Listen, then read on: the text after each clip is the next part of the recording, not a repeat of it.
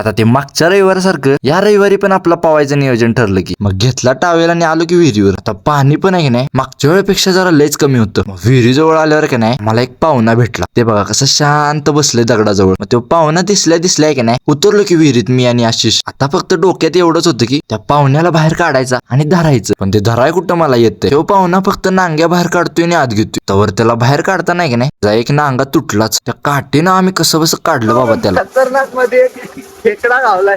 ते बघा केवढी मोठी नांगी आहे त्याची. ह्यात जर बोट घावला असतं तर बोट हळूच बाजूला झालं असतं. त्यात मी पण पहिल्यांदाच एका खेकड्याला धरलेला हातात. आता म्हटलं याला खायचं नियोजन करूया नंतर. आधी ज्या कामासाठी आलोय की नाही ते काम करून घेऊया.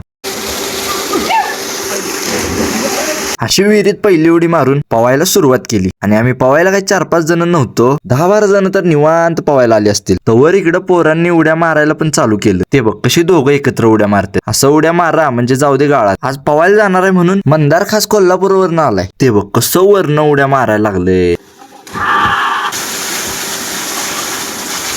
म्हटलं आता फोन बाजूला ठेवतो आणि पावतो जरा निवांत. आता आम्ही सगळी रूमवर आल्यावर आहे की नाही जो आम्ही खेकडा धरलेला त्याची फक्त नांगीच रूमवर आणलेली. तो खेकडा दिला सोडून विहिरीतच. समस्त जाळ करून त्या नांग्या भाजून घेतल्या. तवर इकडे राजने बुकनाच पाडला की मानेनं पण चालू केलं तर खायला आपलं. आता मी तर पहिल्यांदाच खाणार होतो खेकडा. मग ते आदेशने सांगितलं कसं खायचं असते ते इकडे खेकडा भाजूच तवर कवा हे सगळं पेटलं कळलंच नाही.